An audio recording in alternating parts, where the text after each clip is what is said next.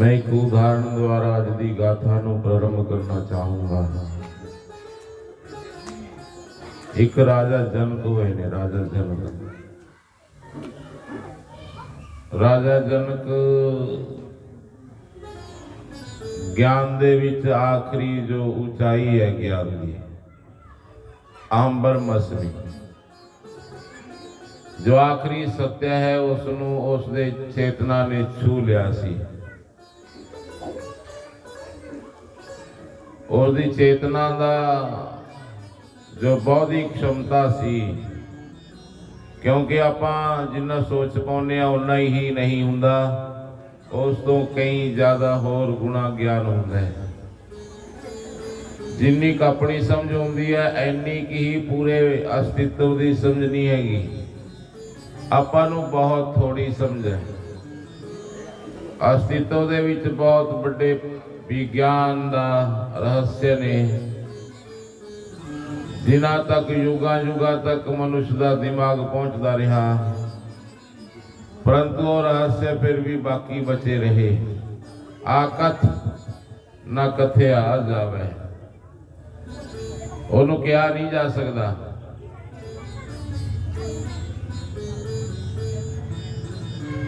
राजा जनक राज करया करदे, पूरी प्रजा दे दुखां सुखां दे विच शामिल होंदे।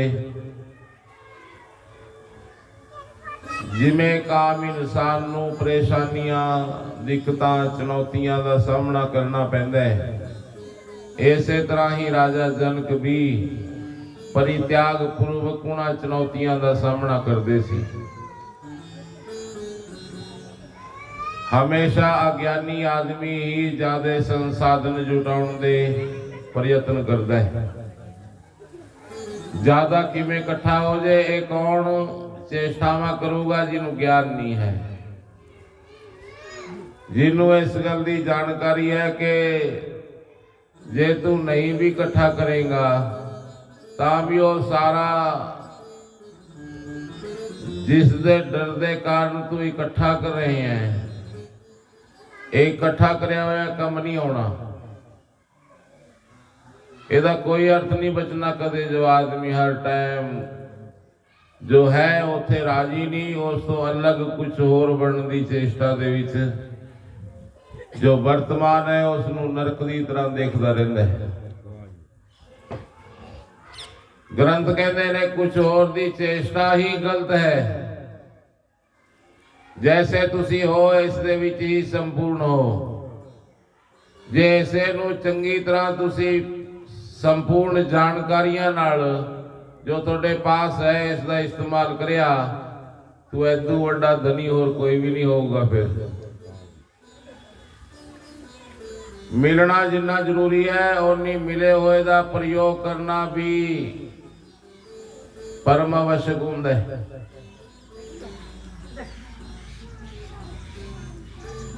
धन उस समय तक कोई धन नहीं हुंदा जिस समय तक वो प्रयोग च नहीं आउंदा। जे तुहानूं ज्ञान है किसी गल का, जे तुसीं प्रयोग च लिआउंदे नहीं उसनूं तां ओह तुहाडे बोझ दे उपर भार है, बुद्धि दे उपर। फिर वो ज्ञान का की अर्थ जिसने तुहानूं सवारिया ना, जिसने तुहानूं निर्मले ना करया ज्ञान ने, जानकारी ने, वो जानकारी दे अर्थ की ने। फिर ज्ञान तो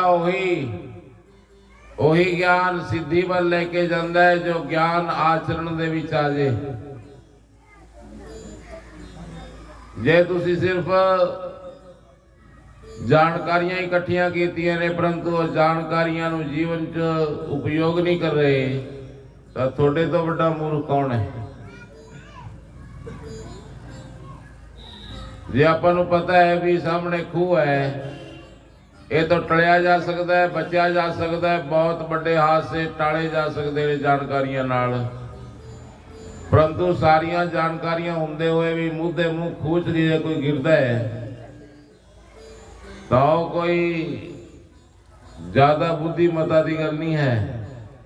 जे किसी आदमी नूं पता है कि पाप है, जे उस कुएं च फिर भी आदमी गिरदा है, पाप करदा है, तो यह कोई सियाणप नहीं हैगी। ਸਿਆਣ ਬਤਾਇਆ ਹੈ ਕਿ ਆਦਮੀ ਹਰ ਪਲ ਦੇ ਵਿੱਚੋਂ ਪੁੰਨ ਨੂੰ ਅਰਜਿਤ ਕਰ ਲੇ, ਆਪਣੇ ਹਰ ਸਵਾਸ ਦੇ ਵਿੱਚੋਂ ਸਾਰਥਿਕ ਅਰਥ ਕੱਢ ਲੇ। ਉਹੀ ਇਨਸਾਨ ਧਰਤੀ ਦੇ ਉੱਪਰ ਨਿਰਭਰ ਹੈ ਜੋ ਪ੍ਰਮਾਤਮਾ ਨੂੰ ਮਿਲਣ ਦੀ ਯੋਜਨਾ ਬਣਾਉਂਦਾ ਹੈ। ਮੈਂ ਧਨ ਦਾ ਵਿਰੋਧੀ ਨਹੀਂ ਹਾਂ, ਪਰੰਤੂ ਧਨ ਹੀ ਸਾਰਾ ਕੁਝ ਹੈ, ਇਸ ਮਾਨਸਿਕਤਾ ਦਾ ਮੈਂ ਬਹੁਤ ਵੱਡਾ ਵਿਰੋਧੀ ਹਾਂ। ਕਿਉਂਕਿ ਧਨ ਦਾ ਇੱਕ ਉਪਯੋਗਤਾ ਹੈ। ਧਨ ਜੀਵਨ ਦੀ ਇੱਕ ਉਪਯੋਗਤਾ ਹੈ, ਜੀਵਨ ਧਨ ਨਹੀਂ ਹੈ। ਇੱਕ ਛੋਟੇ ਜਿਹੇ ਹਿੱਸੇ ਦਾ ਨਾਮ ਧਨ ਹੈ। ਜੀਵਨ ਦੀਆਂ ਬਹੁਤ ਉਚਾਈਆਂ ਨੇ। ਇਸ ਜੀਵਨ ਨੇ ਕੋਈ ਧੰਨਾ ਜੱਟ ਪੈਦਾ ਕੀਤਾ, ਕੋਈ ਮੀਰਾ ਮਾਈ, ਕੋਈ ਸਦਨਾ ਕਸਾਈ, ਕੋਈ ਸੈਨ ਨਾਈ, ਕੋਈ ਬੁੱਲੇ ਸ਼ਾਹ, ਕੋਈ ਕਬੀਰ, ਕੋਈ ਫਰੀਦ। ਇਹੀ ਸਵਾਸ, ਇਹੀ ਜੀਵਨ, ਇਹੀ ਸਰੀਰ, ਇਹੀ ਹਵਾ, ਇਹੀ ਸੂਰਯ, ਇਹੀ ਸੰਸਾਧਨ ਸ਼ਾਇਦ ਇਸ ਨਾਲੋਂ ਘੱਟ, ਪਰੰਤੂ ਲੋਕ ਲਗਨ ਪੂਰਵਕ ਮੰਡੇ ਰਹੇ। ਉਹਨਾਂ ਨੇ ਸਿਰਫ ਧਾਰਮਿਕ ਕੱਪੜੇ ਪਹਿਨ ਕੇ ਇੱਕ ਝੁੰਡ ਦੇ ਵਿੱਚ ਸ਼ਾਮਿਲ ਹੋ ਕੇ ਆਪਣੇ ਆਪ ਨੂੰ ਫਰਜ਼ ਤੋਂ ਮੁਕਤ ਨਹੀਂ ਸਮਝਿਆ। ਉਹਨਾਂ ਨੇ ਜੋ ਵਕਤव्य ਸੁਣੇ ਕਿ ਅੰਤਰ ਜਗਤ ਦੇ ਵਿੱਚ ਪਰਮਾਤਮਾ ਬੈਠਿਆ ਹੈ, ਇਹ ਸੁਣ ਕੇ ਉਹਨਾਂ ਦੇ ਰੌਂਗਟੇ ਖੜੇ ਹੋ ਗਏ। ਜਦੋਂ ਉਹਨਾਂ ਨੂੰ ਇਹ ਪਤਾ ਲੱਗਿਆ ਕਿ ਇਹ ਉਪਾਅ ਕਰਨ ਨਾਲ ਉਸ ਦੇ ਸਾਖਸ਼ਾਤਕਾਰ ਹੋ ਸਕਦੇ ਨੇ, ਉਸ ਨੂੰ ਮਿਲਿਆ ਜਾ ਸਕਦਾ ਹੈ, ਤਾਂ ਉਹਨਾਂ ਨੇ ਜੀਵਨ ਦੇ ਵਿੱਚ ਉਹਨਾਂ ਉਪਾਇਆਂ ਨੂੰ ਕੀਤਾ। ਜੀਵਨ ਨੂੰ ਮਿੱਠਾ ਬਣਾਇਆ, ਨਿਰਦੋਸ਼ ਬਣਾਇਆ, ਪਰਮ ਪਵਿੱਤਰਤਾ ਵੱਲ ਖਿੱਚ ਕੇ ਲੈ ਕੇ ਗਏ। ਜਿਸ ਉਚਾਈ ਤੇ ਜਾ ਕੇ ਪ੍ਰਮਾਤਮਾ ਦਾ ਦੀਦਾਰ ਹੁੰਦਾ ਇਸ ਚੇਤਨਾ ਨੂੰ, ਉਹ ਚੇਤਨਾ ਨੂੰ ਇਮਾਨਦਾਰੀ ਪੂਰਵਕ ਉਸ ਸਿਖਰ ਤੱਕ ਲੈ ਕੇ ਗਏ ਜਿੱਥੇ 72 ਵਾਰੀ ਨਾਮਦੇਵ ਨੂੰ ਮਿਲਿਆ। ਧੰਨੇ ਜੱਟ ਦੇ ਭਗਵਾਨ ਨੇ ਗਊਆਂ ਚਾਰੀਆਂ। ਨਾਮਦੇਵ ਦੇ ਸਾਹਮਣੇ ਕਹਿੰਦੇ ਹਾਥੀ ਦੀਆਂ ਗੋਡਨੀਆਂ ਲੱਗੀਆਂ ਹੋਈਆਂ ਇਤਿਹਾਸ ਨੇ ਦੇਖੀਆਂ ਨੇ, ਜ਼ਿਆਦਾ ਸਮਾਂ ਨਹੀਂ ਹੋਇਆ। ਐਡੇ ਐਡੇ ਲਾਭ ਪਰਮਾਤਮਾ ਨੂੰ ਮਿਲਣ ਜੈਸੇ ਜੋ ਅੰਦਰ ਛੁਪੇ ਹੋਏ ਨੇ, ਜੇ ਉਸ ਨੂੰ ਇਗਨੋਰ ਕਰਦਾ ਇਨਸਾਨ ਤਾਂ ਇਦੋਂ ਵੱਡੀ ਮੂਰਖਤਾ ਹੋਰ ਕੀ ਹੋਊਗੀ। ਬਾਹਰ ਦੇ 2 ਕੋਟੀ ਦੇ ਲਾਭ ਦੇਖ ਕੇ ਆਪਾਂ ਅਨੇਕ ਪ੍ਰਕਾਰ ਦੇ ਪ੍ਰਯਤਨ ਕਰਦੇ ਹਾਂ, ਗਰਮੀ ਹੁੰਦੀ ਆ, ਭੱਜੇ ਫਿਰੀ ਜਾਂਦੇ ਆ, ਜਗ੍ਹਾ ਜਗ੍ਹਾ ਤੇ ਉਪਾਸ ਹੁੰਦਾ ਹੈ, ਪਰੰਤੂ 2 ਕੋਟੀ ਦੇ ਲਾਭ ਕਿਤੇ ਵੀ ਨਹੀਂ ਲੈ ਕੇ ਜਾਂਦੇ।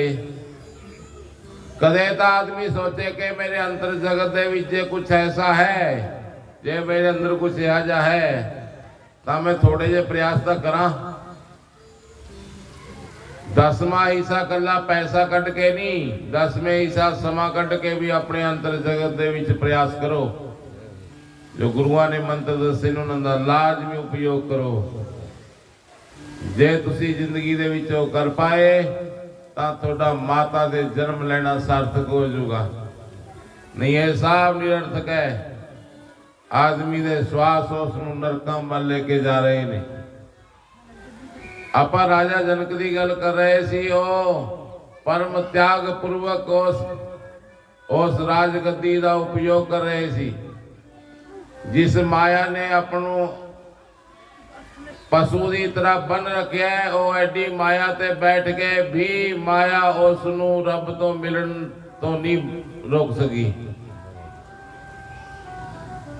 ਹਰ ਰੋਜ਼ ਉਹ ਸਤਸੰਗ ਜਾਂ ਹਫ਼ਤੇ ਦੇ ਵਿੱਚ ਇੱਕ ਦਿਨ ਸਤਸੰਗ ਸੁਣਨ ਵਾਸਤੇ ਸੰਤਾਂ ਦੀ ਕਚਹਿਰੀ 'ਚ ਪਹੁੰਚਿਆ ਕਰਦਾ। ਸਪਤਰਿਸ਼ੀ ਸੀ ਉਹਨਾਂ ਦੀ ਕਚਹਿਰੀ 'ਚ। ਇੱਕ ਦਿਨ ਸਵੇਰੇ 4 ਵਜੇ ਜਦੋਂ ਸਤਸੰਗ ਕਰਕੇ ਚੱਲਿਆ ਤਾਂ ਰਸਤੇ 'ਚ ਉਸ ਨੂੰ ਨਾਰਦ ਜੀ ਮਿਲ ਗਏ। ਸਵੇਰੇ ਹੀ ਸਵੇਰੇ ਨਾਰਦ ਜੀ ਨੇ ਕਿਹਾ, ਰਾਜਾ ਇਹੋ ਜਿਹੇ ਵੇਲੇ ਜੰਗਲ ਦੇ ਵਿੱਚ ਇਕੱਲੇ ਹੀ ਤੁਰਿਆ ਫਿਰਦਾ ਹੈ। ਰਾਜਾ ਨੇ ਕਿਹਾ, ਮੈਂ ਸੰਤਾਂ ਦੇ ਦਰਸ਼ਨ ਕਰਨ ਵਾਸਤੇ ਜਾ ਰਿਹਾ ਸੀ, ਉੱਥੇ ਸਤਸੰਗ ਕਰਕੇ ਆਇਆ। दिन चो प्रजा की सेवा करता, रात नू सत्संग करया करता। रैन गवाई सोई के दिवस गवाया खाई, हीरे जैसा जन्म है कौड़ी बदले जाए। ये गल्लां आदमी नू सोचने दे मजबूर नहीं करदियां कि ਜਿਹੜੇ शब्द कहे मैं हुण की ਤੁਹਾਡੇ मन च एक बारी भी नहीं आउंदा भी ये क्यों कहा गया, किहदे वास्ते है। जे किसी दे आउंदा तो धर्मात्मा इंसान है, ओदी मिट्टी उपजाई हुआ है और जल्दी तो जल्दी अपने अंदर जरूर बढ़े। जिन्हां नू इन्हां गल्लां दे अर्थ समझ नहीं आउंदे उन्हां वास्ते बहुत जन्म लगणगे, समझ जरूर आउणगे कदे ना कदे, क्योंकि और कोई रास्ता ही नहीं है आदमी के पास। रब ही एकमात्र रास्ता है जिथे आदमी दियां सारियां मनोकामनावां संपूर्ण होकर संतृप्ति प्राप्त करता है। नारद जी कहते सप्तऋषियों लवे जाया करते हो, कहते हाँ सप्तऋषियों लवे जाया करते हैं। कहते परंतु मैं उन्होंने लो जो आया तो थोनू बड़ा बुरा बोल रहे सी, गलत बोल रहे सी। वो कह रहे सी ओ बचाले रब ने ऐजे अपराधी आदमी ने मत्थे लग के पता नहीं नरका नूं जावांगे, पता नहीं की होगा। जड़ियां मैं गल्लां करदा ग्रंथां दियां ने, प्योर एंड शुद्ध क्यों मंगो, ਇਹਦੇ ਵਿੱਚ कोई भी उरा परा गल नहीं है।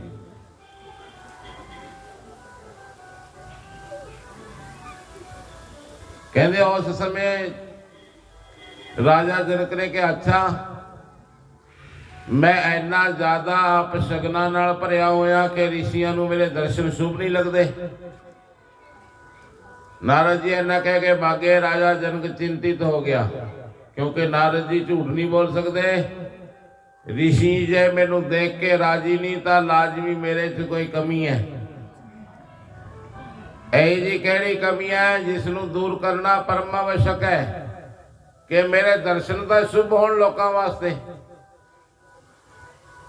कहते राजा जनक उस दिन घरे नहीं गया, वापस मुड़ लिया 4 बजे ही नारद जी दे सुन के। उधरों ऋषि सतों ही खड़े हो रहे और जिथे राजा जनक बैठा होया सी उस जगह नू 1-2 फुट तक पट लिया। छोटिया छोटिया तासलियां च पा के 7 ऋषि सिर दे उपर धर के जिस मिट्टी दे उपर राजा जनक बैठा सी उस नू मिट्टी नू भी ऋषि आश्रम तो बाहर कर देना चाहते ने।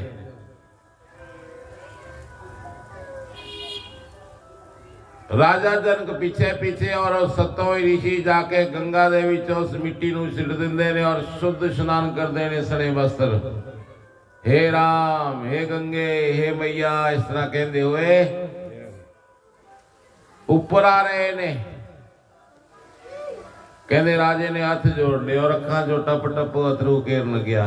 ओ महाराज मेरी गलती का दुखी है, मैं तो यह जा की अपराध हो गया कि तुसी मेरे दर्शन भी शुभ नहीं मनते। हालांकि राजा जनक परम ज्ञान नू उपलब्ध आदमी सी।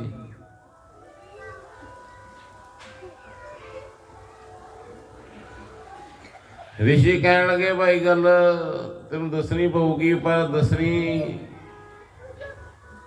चाहिए भी है क्योंकि तेरे जीवन नाल जुड़ी हुई है। तेरा गुरु जिस समय तक कोई नहीं है तेरे दर्शन करना भी अपराध है।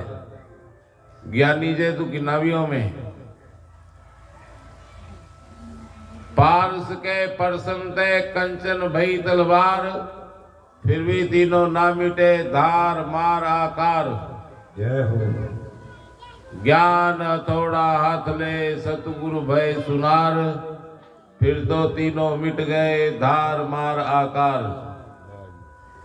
कहते पारस दे नाल तुसी तलवार नू ला दो लोहे दी नू तां सोने दी बन जांदी है। सोने दी बन के तलवार दे विच 3 औगण फिर भी रहिंदे ने। सोने दी भी हो जांदी है परंतु 3 औगणों च फिर भी ने। केड़े केड़े? ओदी धार जो आदमी नू कट सकदी है, उसका आकार जो सिर्फ मारने ही बनाया गया और उसका आकार है जो धार और मारन दी जो उसकी स्वभाव है उस दे विच फिर भी मौजूद है। कहते सतगुरु रूपी सुनियार दे पास जदों तलवार वग जाती है तो उसके गहने बढ़ा दिंदा है, उसका मुल वधा दिंदा तलवार का होर भी। फिर गहने मार कटाई नहीं करते, जिथे पहुंच जाते ने सुंदरता बढ़ा देंगे ने। लोगों को भुलेखा है कि सोहने कपड़े पा के आदमी ज्यादा सोहना बन जाता है, नहीं। कपड़ा सिर्फ आदमी दे बेतुके हिस्सिਆਂ ਨੂੰ जो उसनू पशु जैसा सिद्ध करते ने वो सारे लुक जाते ने। जो हिस्से उस सुंदरता ਨੂੰ ग्रहण करते ने वही दिखाई दिंदे ने। इस करके वो कपड़ा बहुत बड़ा उपयोगी है। कपड़िया नाल आदमी इंसान लगता है, नहीं तो पशुओं का हिस्सा ही लगता है। इस करके भुलेखा कड्डो कि सोहना हो जाता है आदमी, नहीं नहीं। आदमी दे हिस्सिਆਂ ਨੂੰ ढक लिया जाता है जो हिस्से उसनू बड़रूप सिद्ध करते हैं। ग्रंथ ये गल कहते हैं, कहते उस समय राजा जनक ने कहा अच्छा मैनू गुरु बनाना चाहिए, फिर तुसी मेरे गुरु बन जाओ। ऋषिया ने कहा असी तेरे गुरु नहीं बन सकते, तेनू ज्ञान इन्ना है, तेनू असी अपना शिष्य नहीं बना सकते। राजा जनक ने कहा फिर मेरा कोई उपाय तो दसो। ऋषिया ने कहा फिर ऋषिया दी संतां दी महापुरुषां दी जो परमात्मा नू मिलना लोग ने उन्हां दा एक बहुत बड़ा सभा बुला। जय हो। उस सभा दे विच कोई संत तेरे सिर दे ऊपर हाथ रख दूगा, निर्भय होके वही तेरा गुरु हो पाऊगा। कहते राजा जनक ने फिर पूरे भारत वर्ष के संतां नू बुलाया। 88,000 ऋषि मुनि इकट्ठे हो गए सी। 88,000 ऋषि मुनि। राजा जनक ने एक प्लेट लगा रखी सी बहुत बड़े सिंहासन के उपर। ਉਹਦੇ ਉੱਪਰ लिखा होया सी कि सिंहासन मेरे गुरु दे ਲਈ है और मेरा गुरु बनने का अधिकारी वही होगा जो मैनू घोड़े ते चढ़ते चढ़ते रब नू समझा दूगा, जो मैनू रब दे दूगा घोड़े ते चढ़ते चढ़ते। ਇਹਦਾ अर्थ है कि रब लैन देन की गल सिर्फ घोड़े ते चढ़ते चढ़ते टाइम दे विच हो सकती है। इन्ना ज्यादा रब आदमी के नजदीक है, इन्ना ज्यादा आदमी दे बिल्कुल अटैच दे विच है रब के। घोड़े चढ़ते चढ़ते का भी टाइम लग सकता है, उदू पहला भी रब नाल मुलाकात हो सकती है जे आदमी तय कर ले।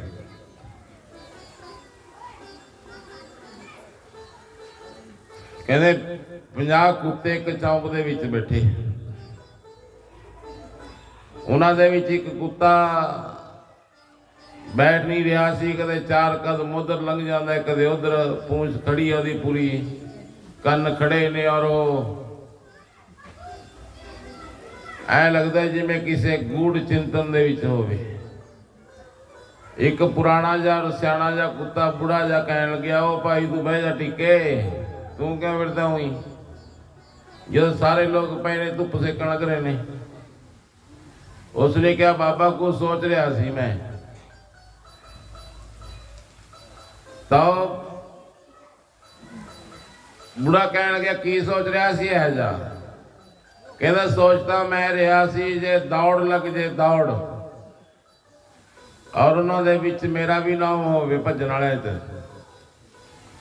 तो जिहड़ा सब तो पहले नंबर का कप हुंदा वो मैं जित के लेके आउंदा, क्योंकि जवानी आ रही सी कुत्ते दे। जे किते दौड़ हुंदी तो पहला नंबर मेरा होना सी। परंतु बूढ़ा कहन लग्या तू भगाई ना कर, साडे उपर भी 4 दिन की जवानी आई हुई है। ਅਸੀਂ ਸਾਰੇ ਪੜਾਵ ਦੇਖੇ ਨੇ, ਤੂੰ ਬਹਿ ਜਾ, ਧੁੱਪ ਸੇਕ ਲੈ। ਕਹਿੰਦਾ ਬਾਬਾ ਤੈਨੂੰ ਨਹੀਂ ਪਤਾ, ਇਹ ਲੱਗਦਾ ਜਦੋਂ ਸਰੀਰ ਉੱਡ ਜਾਊਗਾ ਆਕਾਸ਼ ਨੂੰ।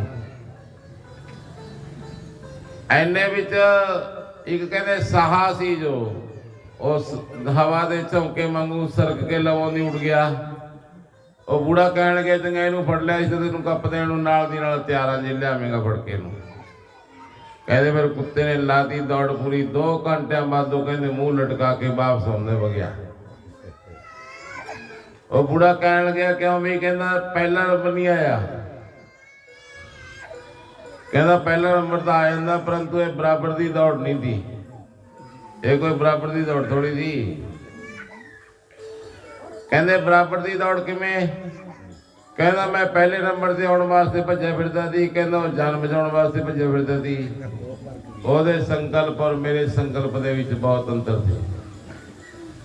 ਉਹ ਤੇ ਜਾਨ ਤੇ ਆ ਬਣੀ ਸੀ, ਇਸ ਕਰਕੇ ਉਸਨੇ ਵਿਚਲੀਆਂ ਲੱਗਦੀਆਂ ਔਰ ਜਾਨ ਤੇ ਆਖਰੀ ਬਲ ਵੀ ਉਸਦੇ ਨਾਲ ਸਹਿਮਤ ਹੋ ਗਿਆ ਹੋਊਗਾ। ਔਰ ਮੈਂ ਕੱਪ ਪਿੱਛੇ ਭੱਜਿਆ ਫਿਰਦਾ ਸੀ, ਇਸ ਕਰਕੇ ਸਾਡੀ ਦੌੜ ਬਰਾਬਰ ਦੀ ਨਹੀਂ ਸੀ। ਕਹਿੰਦੇ ਜਦੋਂ ਜਿਵੇਂ ਜਾਨ ਤੇ ਆ ਬਣਦੀ ਹੈ, ਇਸ ਤਰ੍ਹਾਂ ਦੀ ਜਦੋਂ ਦੌੜ ਚ ਆਦਮੀ ਉਸ ਦੇ ਲਵੇ ਉਸ ਰੱਬ ਨਾਲ ਗੱਲਾਂ ਕਰਨ ਦੀ ਕੋਸ਼ਿਸ਼ ਕਰੂਗਾ, ਜਾਨ ਲਾ ਦੂਗਾ ਜਦੋਂ ਆਦਮੀ ਰੱਬ ਲਈ, ਕਹਿੰਦੇ ਫਿਰ ਰੱਬ ਸਿੱਧ ਹੁੰਦੇ ਨੇ। ਐ ਨਹੀਂ ਹੁੰਦੇ ਵੀ ਉਹਦੇ ਪਹਿਲੇ ਨੰਬਰ ਤੇ ਆਉਣ ਵਾਸਤੇ ਰੱਬ ਨੂੰ ਭਜਦੇ ਫਿਰੀ ਜਾਓ। ਐਸਾ ਕੋਈ ਵਿਵਸਥਾ ਨਹੀਂ ਹੈ ਧਰਮ ਦੇ ਵਿੱਚ। ਗ੍ਰੰਥ ਕਹਿੰਦੇ ਨੇ ਕਹਿੰਦੇ 88,000 ਰਿਸ਼ੀ ਮੁਨੀ ਇਕੱਠੇ ਹੋ ਗਏ, ਪਰੰਤੂ ਕਿਸੇ ਰਿਸ਼ੀ ਦੀ ਜ਼ਰੂਰਤ ਨਹੀਂ ਪਈ ਕਿ ਉਹ ਸਿੰਘਾਸਨ ਦੇ ਬਲ ਜਾਵੇ ਔਰ ਉੱਤੇ ਬਹਿ ਜੇ ਜਾ ਕੇ। ਰਾਜਾ ਜਨਕ ਵੀ ਚਿੰਤਿਤ ਹੋ ਗਿਆ। 12 ਵੱਜ ਗਏ। ਇੱਕ ਕੋਹਰ ਦਾ ਪੁੱਤਰ ਸੀ, ਬ੍ਰਾਹਮਣ ਦਾ ਰਾਜਾ ਜਨਕ ਦੀ ਕਚਹਿਰੀ ਦੇ ਵਿੱਚ ਅਸ਼ਟਾਵਕਰ ਪਹੁੰਚ ਗਿਆ। 8 ਬਲ ਪਿਆ ਕਰਦੇ ਚੱਲਦੇ ਹੋਏ ਉਸ ਰਿਸ਼ੀ ਦੇ ਵਿੱਚ। ਕਹਿੰਦੇ ਉਹ ਨਿਰਭੈ ਸਿੰਘ ਦੇ ਸਮਾਨ ਸਭਾ ਦੇ ਵਿੱਚ ਜਾ ਕੇ ਸਭ ਤੋਂ ਸਿੰਘਾਸਨ ਵੱਡਾ ਸੀ ਜੋ ਤੇ ਬੈਠ ਗਿਆ। ਮੌਜ ਨਾਲ ਬੈਠ ਕੇ ਉਹਨੂੰ ਐ ਲੱਗਿਆ ਵੀ ਸਭ ਤੋਂ ਸੁਰੱਖਿਅਤ ਸਥਾਨ ਮੇਰੇ ਲਈ ਉਹ ਹੈ। ਬਾਕੀ ਦਾ ਭੀੜ ਹੋ ਰਹੀ ਸੀ ਸਾਰੇ ਕਿਤੇ। ਰਾਜਾ ਜਨਕ ਨੇ ਸੋਚਿਆ ਵੀ ਇਹ ਬਾਬਾ ਕੀ ਗਿਆਨ ਦੇਊਗਾ। ਦੇਖਣ ਨੂੰ ਨਹੀਂ ਵਧੀਆ ਲੱਗਦਾ ਸੀ, ਤੁਰਦੇ ਹੋਏ ਸੱਪ ਵਾਂਗੂ ਬਲ ਖਾਇਆ ਕਰਦਾ। ਰਾਜਾ ਜਨਕ ਨੇ ਹੱਥ ਜੋੜ ਕੇ ਕਿਹਾ ਮਹਾਰਾਜ ਤੁਸੀਂ ਉੱਪਰਲੀ ਉਹ ਪਲੇਟ ਪੜੀ ਹੈ, ਮੈਨੂੰ ਘੋੜੇ ਤੇ ਚੜ੍ਹਦੇ ਚੜ੍ਹਦੇ ਗਿਆਨ ਦੀ ਲੋੜ ਹੈ। ਉਹਨਾਂ ਵਾਸਤੇ ਸਿੰਘਾਸਨ ਹੈ, ਤੁਹਾਡੇ ਵਾਸਤੇ ਹੋਰ ਬਣਾ ਦਿੰਦੇ ਕੋਈ। ਰਿਸ਼ੀ ਕਹਿੰਦੇ ਤੈਨੂੰ ਗਿਆਨ ਦੀ ਲੋੜ ਹੈ ਜਾਂ ਸਿੰਘਾਸਨ ਤੇ ਖੜੀ ਹੈ ਗੱਲ। ਰਾਜਾ ਜਨਕ ਨੇ ਗੋਡਨੀਆਂ ਧਰਤੀ ਦੇ ਉੱਪਰ ਰੱਖ ਲੀਆਂ ਵੀ ਮਿਲ ਗਿਆ ਗੁਰੂ ਤਾਂ ਲੱਗਦਾ ਹੈ। ਔਰ ਹੱਥ ਜੋੜ ਕੇ ਕਹਿੰਦੇ ਮਹਾਰਾਜ ਦੱਸੋ ਮੰਗਾਈਏ ਘੋੜਾ। ਰਿਸ਼ੀ ਕਹਿੰਦੇ ਘੋੜਾ ਨਹੀਂ ਪਰੰਦਾ ਮੈਨੂੰ ਗੁਰੂ ਦਕਸ਼ਨਾ ਦੇ ਤੂੰ। ਤਨ ਮਨ ਧਨ ਇਹਨਾਂ ਤਿੰਨੇ ਚੀਜ਼ਾਂ ਜੋ ਮੈਨੂੰ ਇੱਕ ਚੀਜ਼ ਅਰਪਣ ਕਰ ਦੇ ਔਰ ਉਸੇ ਸਮੇਂ ਮੈਂ ਤੈਨੂੰ शिष्य घोषित कर दूंगा और रब मिला दूंगा। ਤਿੰਨ ਨਹੀਂ ਮੰਗਦਾ, ਤਿੰਨਾਂ ਚੋਂ ਇੱਕ ਦੇ ਦੇ। ਇੱਕ ਸ਼ਲੋਕ ਆਉਂਦਾ ਜਹਾਂ ਸੁਮਤੀ वहाँ संपत्ति नाना, जहाँ कुमति वहाँ विपत निदाना। जिथे सुमति हुंदी है उत्थे सारियां संपत्तियां आ जांदियां ने। जिथे कुमति हुंदी है तू मैं हुंदी है उत्थे ब्रह्मा भी लक्ष्मी ठहरा नहीं सकता। ਇਸ ਕਰਕੇ ਜਦੋਂ ਤੁਸੀਂ ਘਰ 'ਚ ਇੱਕ ਦੂਸਰੇ ਨਾਲ ਗੱਲਬਾਤ ਕਰਦੇ ਹੋ, ਜਿਹੜੇ ਘਰ ਦੇ ਵਿੱਚ ਘਰ ਦਾ ਜੋ ਸਦੱਸਿਆ ਜਿਸ ਪਦ ਦੇ ਉੱਪਰ ਜਿਸ ਗਰੀਮਾ ਦੇ ਉੱਪਰ ਹੈ ਉਸ ਨੂੰ ਉਹਨਾਂ ਸਨਮਾਨ ਜ਼ਰੂਰ ਦਿਓ। ਜੇ ਦਾਦਾ ਲੱਗਦਾ ਹੈ ਤਾਂ ਉਸ ਨੂੰ ਦਾਦਿਆਂ ਵਾਂਗੂ ਰੱਖੋ। ਜੇ ਕੋਈ ਬਾਪ ਲੱਗਦਾ ਹੈ ਉਹਨੂੰ ਬਾਪ ਵਾਂਗੂ ਰੱਖੋ, ਨੌਕਰਾਂ ਵਾਂਗੂ ਨਾ ਰੱਖੋ। ਜੇ ਮਾਂ ਲੱਗਦੀ ਹੈ ਤਾਂ ਉਹਨੂੰ ਮਾਂ ਵਾਂਗੂ ਰੱਖੋ, ਸਭ ਤੋਂ ਕੀਮਤੀ ਚੀਜ਼ ਬਣਾ ਕੇ। ਜਦੋਂ ਆਪਾਂ ਨੂੰ ਉਹ ਸਾਰੇ ਸੰਬੰਧਾਂ ਨੂੰ ਉਹੀ ਗਰੀਮਾ ਦੇਵਾਂਗੇ, ਉਹੀ ਸਤਿਕਾਰ ਦੇਵਾਂਗੇ ਤਾਂ ਘਰ ਸਵਰਗ ਹੋ ਜਾਊਗਾ। या पुत्रा वसीभूता भार्या चंदानुगामिनी विवे यह संतुष्टस्य स्वर्ग हरे भी। स्वर्ग किथे है?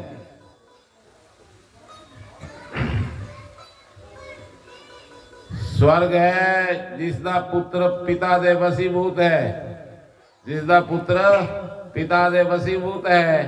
भार्या चंदानुगामिनी, जिसकी पत्नी उसके सामने मानो छंद दे समान बनी रहती है, हर समय पुलक खुशी आनंद, कदे चेहरे ते उदासी नहीं लियांदी जिसकी पत्नी, और जिसके पास जिन्ना पैसा है ਉਹਦੇ ਵਿੱਚ संतुष्ट है, ਉਹਦੇ वास्ते ਧਰਤੀ ਦੇ स्वर्ग पूरी है, किते होर जाण दी लोड़ नहीं।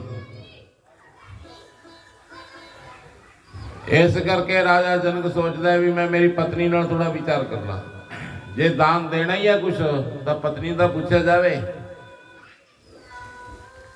अष्टावक्र कहते पूछ ले। सुनैना लवे गए, राजा जनक ने क्या माए ए सुनैना मैं गुरु बनाउण चलिया और तीन चीज़ों के विच एक मंगदा केड़ी दईए? सुनैना हस पी क्योंकि वह भी ज्ञान नूं प्राप्त सी। सुनैना ने क्या मारा तीन थोड़े लवे? मैनू तो लगता नहीं थोड़े तीन चीज़ां हैगियां ने। जेड़े तन की गल करते हो थोड़ा नहीं हैगा, ये तुहानू मिलिया होया है, ये तुसी दे नहीं सकते किसी नू। तुसी किसी की दिती हुई चीज़ नू कहा किसी नू होर किवें दे सकते हो? थोड़ी तुसी अपनी चीज़ दे सकते हो, जे थोड़ा हुंदा तां थोड़े अनुरूप हुंदा। ये रोज बदल रहा है, थोड़ी बिना चाह तो बिना थोड़े किसी प्रयास तो है हर रोज बुढ़ा हो रहा है। और तुसी जवान होना चाहते हो, जे तुसी ये स्वामी होंदे थोड़ा हुंदा तां थोड़े अनुरूप इसने रहना सी, परंतु नहीं रहंदा। ये हौली हौली अपना स्वभाव अनुसार चलता रहता, एक दिन नष्ट हो जाता है। थोड़ा नहीं है, तुहानू मिलिया होया एक अवसर है, इस करके तुसी शरीर नहीं दे सकते, तन नहीं दे सकते। और ये धन की गल करोगे जो शरीर ही थोड़ा नहीं है तो धन थोड़ा किमें हो सकता है? ये उरी रह जूगा सारा सारा, पूरे दा पूरा आदमी दे अंदर ता गंगा जल का चमचा नहीं टपदा जो टाइम आ जाता।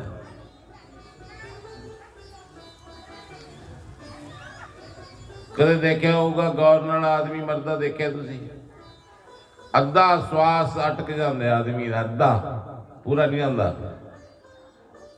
और तुसी बच्चे दे जन्म वेले माइया ने देखा होगा लाजमी, जो बच्चा पहली हुकी लैंदा है तो अद्धा ही श्वास आउंदा उहनूं उस समय। अद्धे का मतलब की है?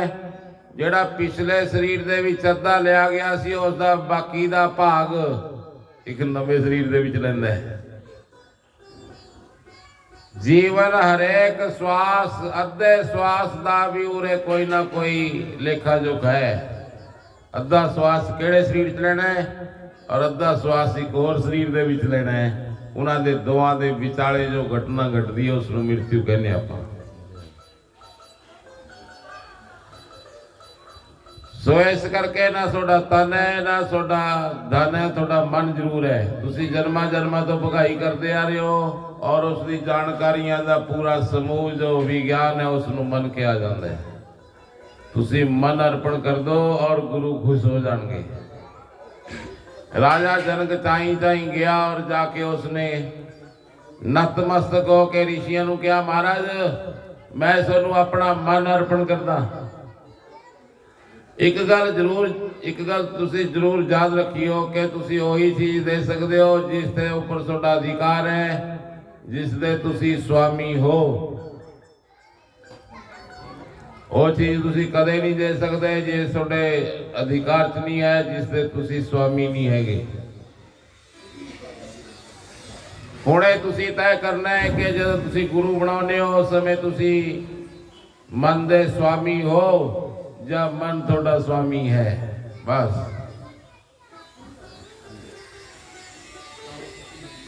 गुरु नू मन अर्पण करना है। जे थोड़े कहण नाल मन उसकी शरण च बग जाता है तो थोड़ा प्रयास गुरु शिष्य बनाने का संपूर्ण हो गया।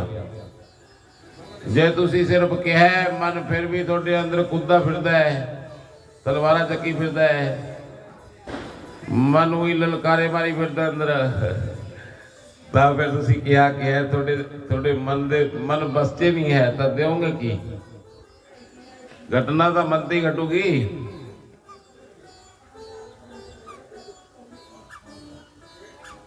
ग्रंथ ये गल कहते ने, राजा जनक ने कहा मैं सोनू मन अर्पण करता।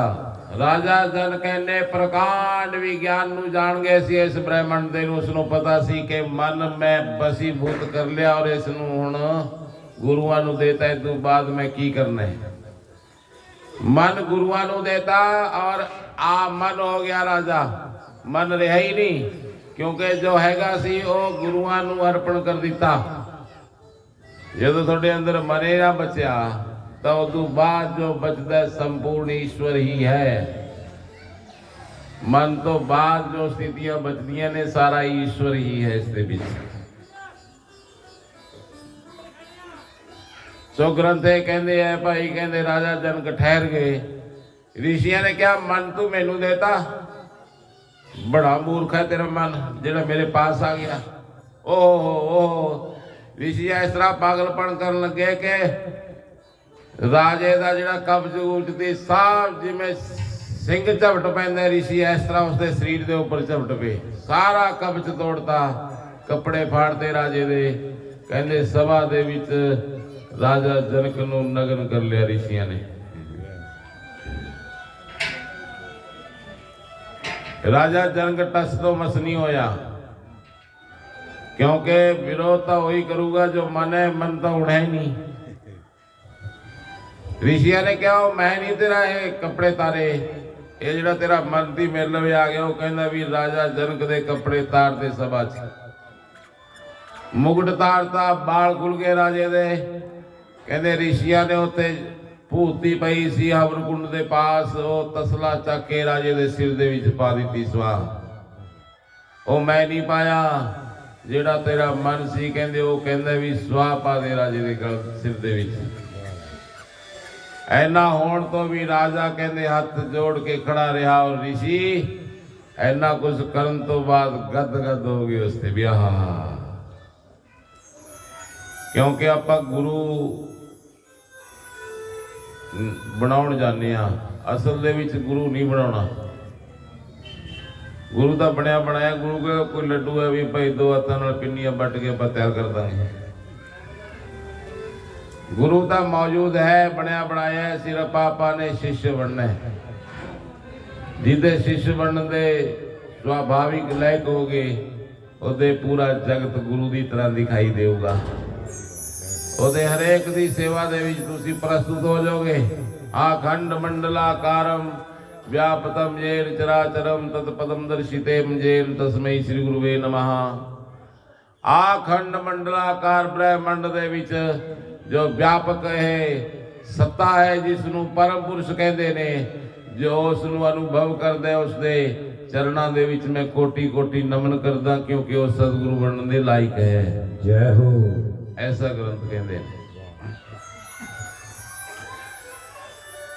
राजा जनक नूं थापी दे के कहण लगे तू सफल हो गया परीक्षा दे विच। जे कोई राजा जनक तो बिना हुंदा तां नाल दी नाल तलवार चकदा, पहला ऋषियां नूं गलबड़ दिंदा, उस तों बाद कहंदा भी रहण दो, गुरु दी लोड़ नहीं है जी दी, जिहड़ा कपड़े पाड़ दे। कहंदे लिया मंगा घोड़ा तेरा। घोड़ा मंगाया। कहंदे ऋषियां ने एक श्लोक कहा राजा जनक दे चलन तो पहला अर्थ श्लोक कर कहत हूँ कोट ग्रंथ की सार, ब्रह्म सत्य जग मिथ्या जीवो ब्रह्म निहार। ਇਹਦਾ अर्थ पता की है?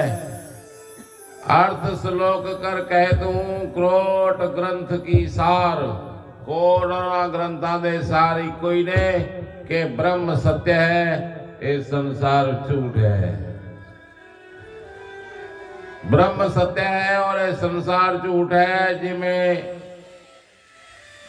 अग्नि दे बहुत बड़े बोल दे विचों रात नूं पतंगे उठते रहे दूर दूर तक दिखाई दिंदे ने, ਇਸੇ ਤਰ੍ਹਾਂ ਹੀ ਇਹ ਜੀਵ ਉਸ ਬ੍ਰਹਮ ਦੇ ਵਿੱਚੋਂ ਪਤੰਗਿਆਂ ਦੇ ਸਮਾਨ ਉੱਠਦਾ ਹੈ ਔਰ ਉਸੇ ਦੇ ਵਿੱਚ ਜਾ ਕੇ ਲੈ ਹੋ ਜਾਂਦਾ ਹੈ। एको हम बहुत श्याम मानो एक है और बहुत दिखाई दिंदा है। ऐसे ही गल ने राजा जनक नूं रब दा आभास करा दिता।